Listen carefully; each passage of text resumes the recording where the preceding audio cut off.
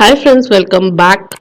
तो आज की ये वीडियो काफ़ी इंटरेस्टिंग होने वाली है क्योंकि सीएससी का एक और बहुत बड़ा घोटाला सामने आ गया है।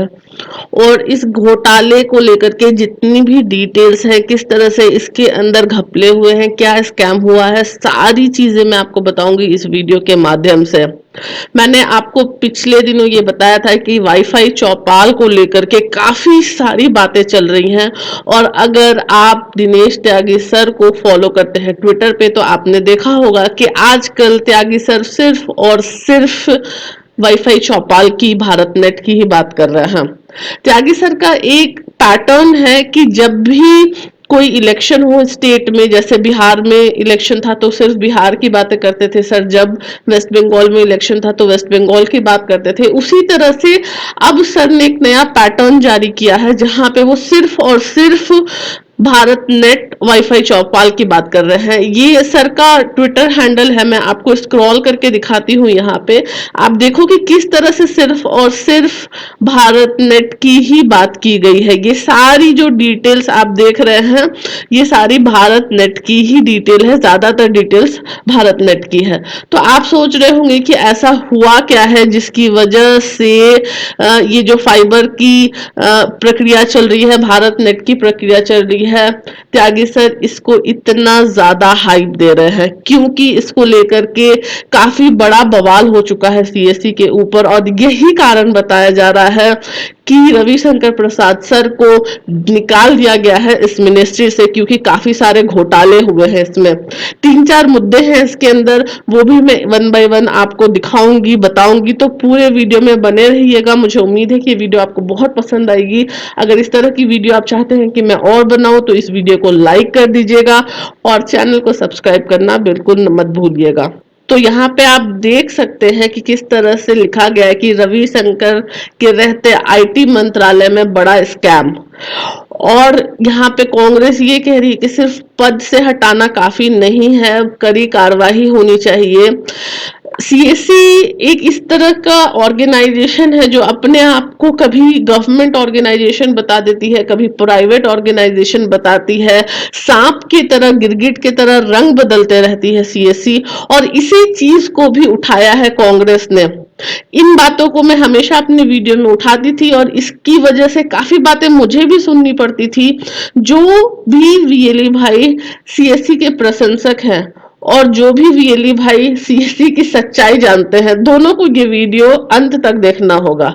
तो शुरू करते हैं कि इसके अंदर क्या क्या बातें कही गई है। सबसे पहली बात ये कही गई है कि ये एक प्राइवेट ऑर्गेनाइजेशन है सीएससी, तो किस तरह से विदाउट टेंडर भारत नेट का काम सीएससी को दे दिया गया है। दूसरा कि इसके अंदर काफी सारा जो पैसा है वो इधर उधर हुआ है, जो जिसका कोई हिसाब किताब नहीं है। तो इसके बारे में सीएससी सामने आकर के क्यों कुछ नहीं कह रही है।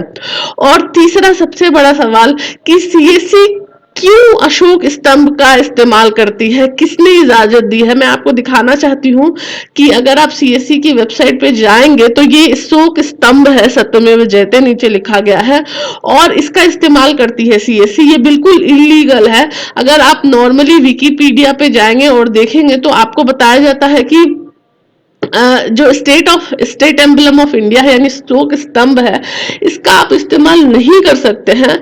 सबसे बड़ा इसका कारण ये है कि ये आपको एक इंप्रेशन देता है कि सीएससी या जो भी ऑर्गेनाइजेशन इसको यूज करी है वो एक गवर्नमेंट ऑर्गेनाइजेशन है, जबकि ऐसा नहीं है। तो सीएससी को ये परमिशन किसने दी है कि वो ये लोगो यूज कर सके, ये भी एक बहुत बड़ा सवाल है।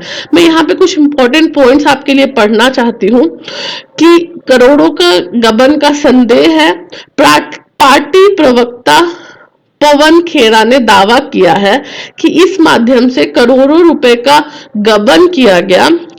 खेरा ने सवाल किया, प्रधानमंत्री को बताना चाहिए कि क्या सिर्फ एक कैबिनेट मंत्री का इस्तीफा लेना पर्याप्त है।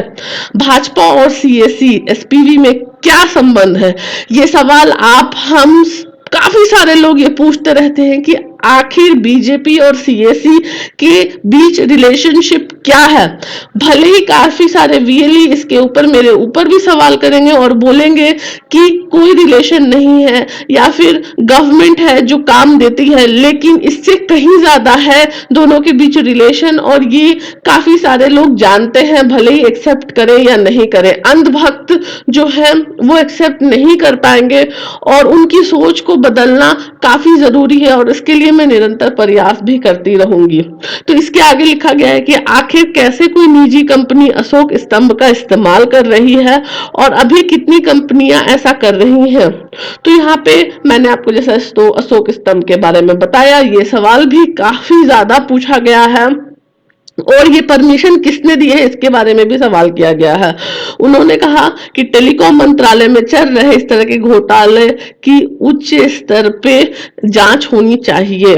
अब अगर हम थोड़ा सा नीचे देखें तो यहाँ पे लिखा गया है कि सीएजी की रिपोर्ट में बिहार के एक मामले का जिक्र किया गया है जहां प्राइवेट कंपनी को बिना किसी आधिकारिक समझौते और टेंडर जारी किए बिना काम सौंप दिया गया।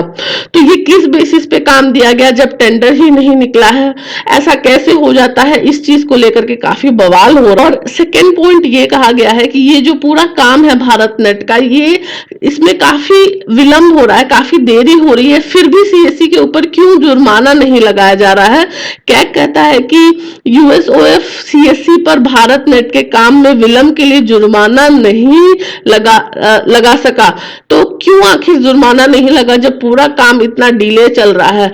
अगर आप इस तरह की इनएफिशिएंट कंपनी को काम देगी गवर्नमेंट, तो ऑब्वियसली पूरा प्रोसेस डिले होगा, क्योंकि सीएससी सिर्फ प्रोजेक्ट लेना जानती है, उसको चलाना नहीं जानती, उसे कैसे एग्जीक्यूट करना है वो नहीं जानती। सीएससी को सिर्फ ये पता है कि प्रोजेक्ट ले लेना है और खुद को और बीजेपी का प्रसार कैसे करना है। और तीसरी बात जो कही गई है वो ये है कि खेरा ने आश्चर्य जताते हुए ये कहा कि एक निजी संस्थान तो न सिर्फ सरकारी परिसरों में काम कर रही थी बल्कि अशोक स्तंभ का इस्तेमाल भी कर रही थी, जिससे यह प्रभाव जाए कि वह कोई सरकारी कंपनी है। तो मैं आप लोगों से ये कहना चाहती हूँ कि अगली बार जब भी कोई डीएम या आला अफसर आपको आकर के कहे कि सीएससी एक सरकारी कंपनी है, तो आप उन्हें ये सवाल जरूर करें कि क्योंकि आपने अशोक स्तंभ लगा रखा है अपनी वेबसाइट पे, आप सरकारी कंपनी नहीं हो जाते हैं।